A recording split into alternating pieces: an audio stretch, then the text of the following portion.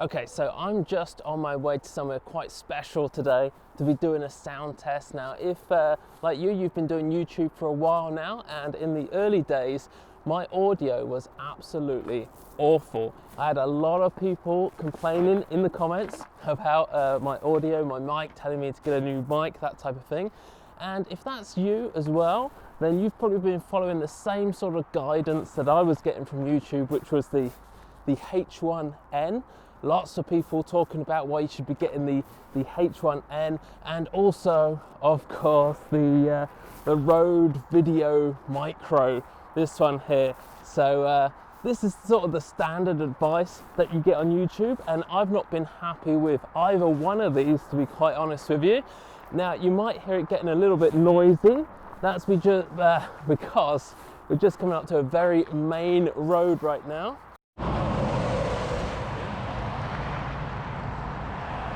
Okay, so here I am in my super noisy location, and I'm currently recording this audio on the Tascam. I think it's called a DR10L. So we'll go into a little bit more on that in just a moment, but just so that you know, this is the audio that you can expect in the worst possible conditions that you could be in, right next to this super busy road. This is pretty much as bad as it gets on the Tascam. And just so that you can have an added bit of reference here, this is what it sounds like on the GoPro. So this is the GoPro Hero 8. This is what I'm filming this on. This is the audio straight out of the GoPro. And you're pretty lucky, not too many cars going by right now. Here we go, here's some cars. And yeah, so this is pretty much as noisy as it gets on the GoPro. And let me switch now. I'm going to switch over to the H1n and hear that with the Rode Video mic, and also with this microphone that I'm listening to right here. All right, so right now we're now listening to it on the H1n. So this is the H1n, which you normally hear everybody saying you've got to get this one because this is the best audio that you can get. Now, granted, we are currently in this lavalier mic, the same lav mic which actually came with the Tascam. And so yeah, this is what it sounds like on the H1n. Now let's check it out with the Rode Video Micro shotgun mic, which everybody also says.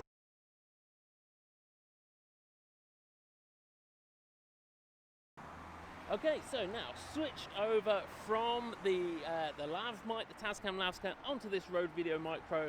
And of course, this is what it sounds like from here, kind of like nice and close, but obviously it's right in your face. And unfortunately, I think with this little shotgun mic, this is really where you need it. If I was to pull it back and hold it around about where we are there with the GoPro, still trying to point it forward and have it at a relative distance that you're likely to have it if you are filming on the GoPro or any other sort of vlogging camera. This is really the sort of sound that you're getting. And no, it's harsh environment right now. This isn't this is far from ideal, but this is really as good as it gets on the road.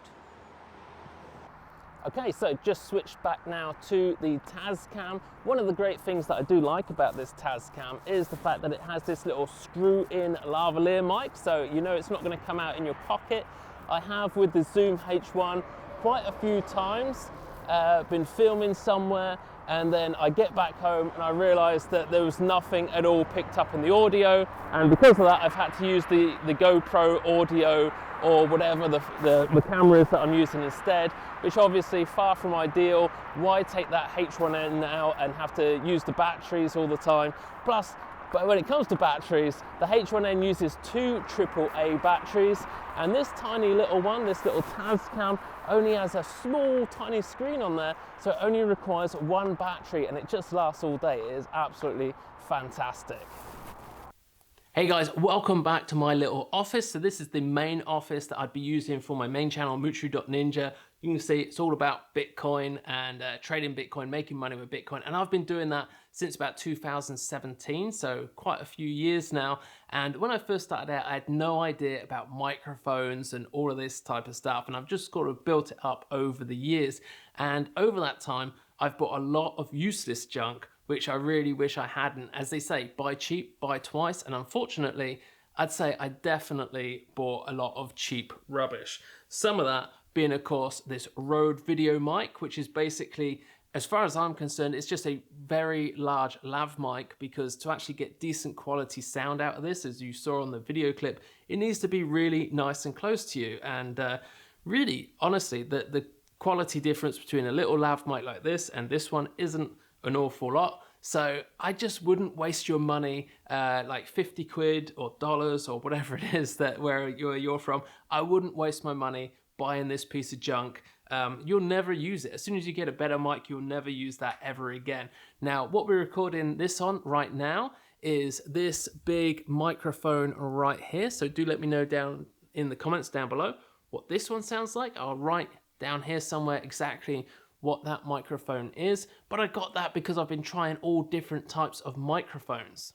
And right now, just to compare, this is the Tascam that you're hearing right now. So I'm currently recording this on the little tiny Tascam. As I said, one of the best things about this Tascam is the fact that it has this screwed in right here, so you don't get the problem that we've just seen. I know, because I've just edited the footage. This one here, it just pulled out just a little teeny tiny bit, doesn't have to be a lot, and it just pulled out and it completely ruined whatever it is that I was saying. I can't even remember what I was saying, but it's all gone. And I've done that so many times with this Zoom H1, and that is really why I just want to throw this in the bin and never see it ever again, because it's just ruined so many shots where I've been out and about, filmed stuff that I could never actually like duplicate ever again, and it's been completely lost because I've lost the audio.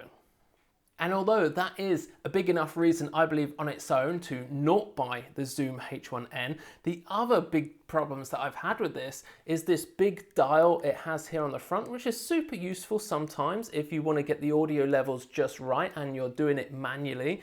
The main problem though is that if it's in your pocket and you've got your hands in your pocket, so you're trying to get in and get something else out your pocket, you can easily move that, and then little that you know, you're actually sort of shouting into the microphone, the audio's level's gone way too high or way too quiet, and you don't even know anything about it until you get home and try and actually edit the footage, and you realize that the audio levels have gone completely out. Now what you could do is use the auto, but I wouldn't, and the reason why I wouldn't is because what it does on auto is at the start of each clip, you're not talking. So the auto just raises it up all the way up to try and find something to record.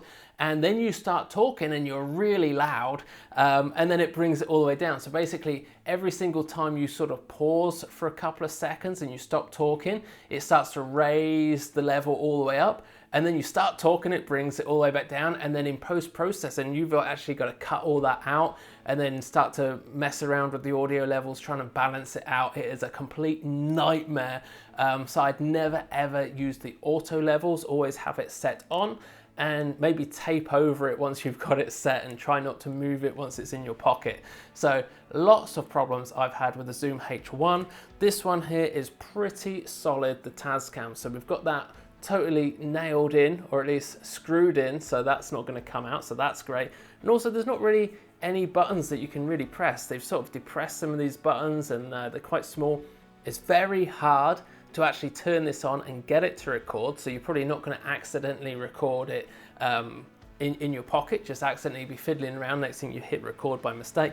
You're also not going to stop recording by mistake either, because rather than having a big red button right in the middle, which you could easily click by accident, this one is really set in there, and you have to sort of really force it and push it over, and it's quite hard to do accidentally. It's quite hard to do on purpose. Like I was having some trouble earlier on there today on the bridge, having to take my gloves off. It's freezing cold, and trying to like force it up. It's not ideal. It'd be nice if it was easier, but if it was easier, then you could probably make a mistake the other way. So hey. At the end of the day, it did work, but I don't think I got the best out of it because I haven't really dialed in the correct settings just yet. And that's because I haven't actually had it all that long, to be honest. I've just sort of played around with it a bit in the house. And you know, this was the first time I've actually been out and about and trying to record a real video with it, because I want to actually start using this in my main YouTube channel. And of course, that's why I bought it. So I think that is fantastic and so much better than the Zoom, and definitely the Rode. Don't bother buying that. Now, what I'm going to be doing in the next video is this right here. So I've got myself a big old box. It's come over from China, so we're going to be opening up this bad boy, seeing what's inside. It is something very, very exciting. So yeah, I'm always constantly buying stuff as a YouTuber and testing out. It's why I created this channel. So if you want to see more of this type of stuff, do subscribe. And I've been blown away with how many people have subscribed. I just started this channel like maybe a year or so ago, put out a couple of videos, kind of forgot all about it because I was focusing on my main channel, and then I've just come across it. I got like 130 subscribers or something. I had no idea. You know, last I looked at about 20. So excellent. So glad people have been enjoying those videos that we did put out before. Now in 2021, we're going to be putting out a lot more videos. So thank you very much for subscribing if you have already done so. I'll see you all again in the next video.